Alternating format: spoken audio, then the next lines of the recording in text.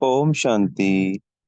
आज 7 जून 2024 के महावाक्यों के मनन चिंतन में प्यारे बाप दादा ने मुख्य बात कही कि हम सब आत्मा बच्चे आत्मा आत्मा होने के नाते आपस में भाई भाई हैं। तो जब हम आत्मा की दृष्टि रखते हैं कि मैं भी आत्मा और दूसरा भी आत्मा मेरा भाई है, तो परमात्मा जो प्रेम का सागर है, तो हमारी आत्मिक दृष्टि वृत्ति होने से हमारा भी प्रेम जागृत होता है और हमसे प्रेम की वाइब्रेशन दूसरी आत्माओं को रिसीव होएगी।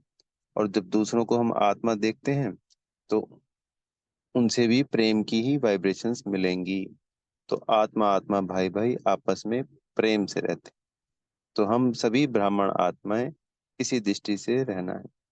बाबा के ज्ञान के अनुसार तो अगर हम पहले किसी भी प्रकार के जितने भी विकार थे सब छोड़कर इस संसार की प्रत्येक आत्मा को आत्मा भाई भाई देखना है।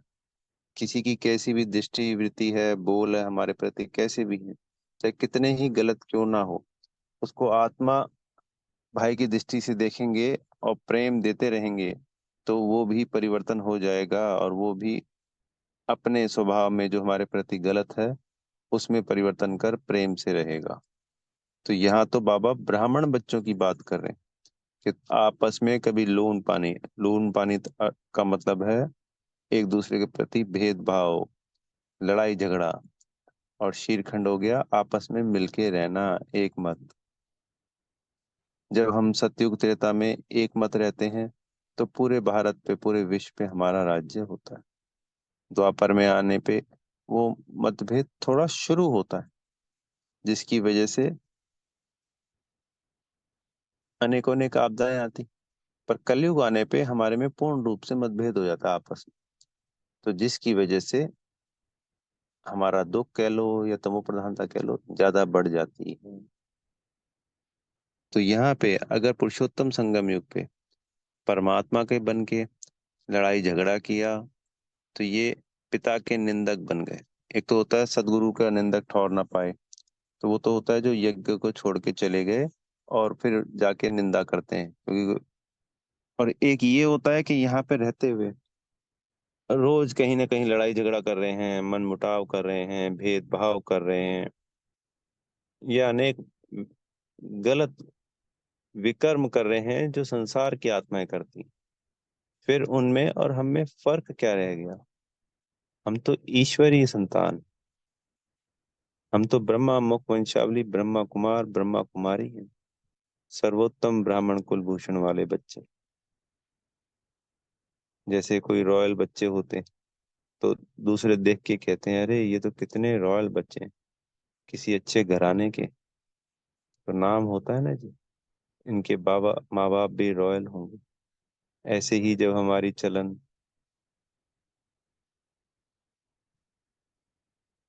बाबा समान होगी, प्रेम स्वरूप होगी, जैसे कल बाबा ने कहा ना कि फूल बनना है, गुलाब का फूल बनना है, सुंदर से सुंदर फूल बनना है, तो फूल सबको आकर्षित करते हैं।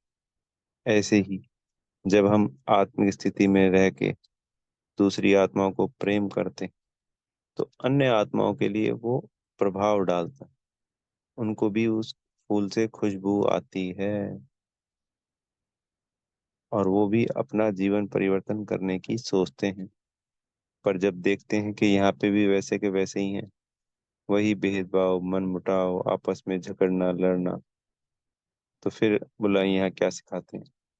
फिर हमारे में और इनमें क्या फर्क रह गया?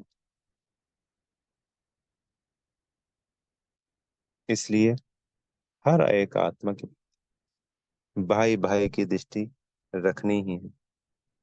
बाबा ने कहा कि मुझे वही बच्चे पसंद है जो आपस में शीरखंड होके रहते हैं। जो लड़ाई झगड़ा करते हैं वो बोले हुए ना हुए एक बराबर है। तो इसके लिए देह अभिमान को छोड़ना ही पड़ेगा, क्योंकि देह अभिमान में आते ही हमें दूसरों की कमियां नजर आने लगती और बुराइयां नजर आते कमियां नजर आते कुछ ना कुछ फिर मुख से गलत निकल जाता है। और फिर जब गलत निकल जाता है तो सामने वाले की का रिएक्शन भी आता है।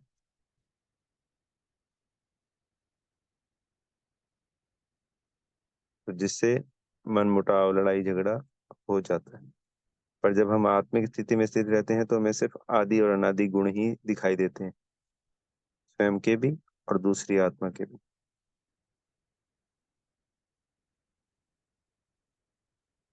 जिससे हम संसार की प्रत्येक आत्मा के साथ प्रेम के साथ रहते हैं, और बेहद की सभी आत्माओं को ये मैसेज पहुंचता है।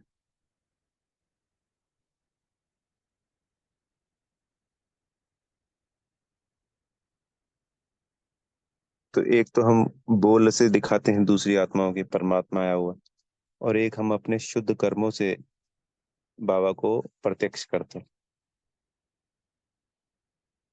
इसलिए आज बाबा ने इस पूरे आज के मुरली में आपस में शीरखंड होके रहना, लून पानी नहीं होना, इसी के ऊपर समझाया है। फिर आज वरदान में दिया है, पुरानी देह वह दुनिया की सर्व आकर्षणों से सहज और सदा दूर रहने वाले राज ऋषि भव। तो राज ऋषि कौन होते हैं? जिनको सर्व प्राप्ति के अधिकार का नशा भी है हमको, कि आज संगम युग पे भी बाबा भी मिल गया सर्व प्राप्तियों में। फिर उनसे गुण शक्तियां मिल गई सूक्ष्म में।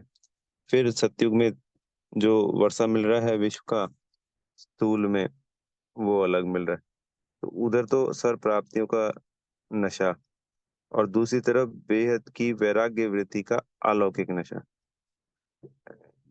हद की वैराग्य वृत्ति नहीं, बेहद की वैराग्य वृत्ति। तो ये दोनों अभ्यास हमें बढ़ाने होते हैं। तो फिर मन और बुद्धि है ना, हद के आकर्षणों से परे हो जाती, और संकल्प मात्र में भी हमें किसी प्रकार की अधीनता नहीं आती किसी भी चीज के प्रति। तो राज ऋषि का क्या मतलब हुआ? बेहद का वैरागी। सब प्राप्तियां भी हैं स्थूल और सूक्ष्म में, वंडरफुल बात। और बेहद की वैराग्य वृत्ति भी, दोनों साथ साथ चल रहे हैं।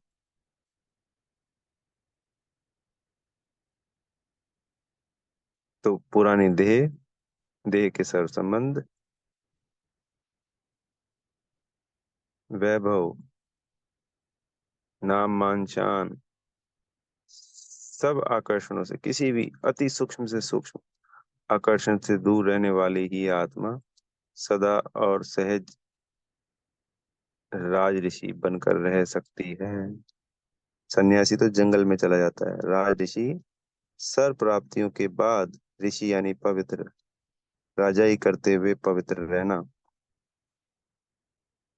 तो घर गृहस्थ में रहते हुए सर्व आकर्षणों से परे रहना, बेहद की वैराग्य वृत्ति को जगाना, और सर्व प्राप्तियों के अधिकारों का नशा रहना, यही राज ऋषि कहलाता है।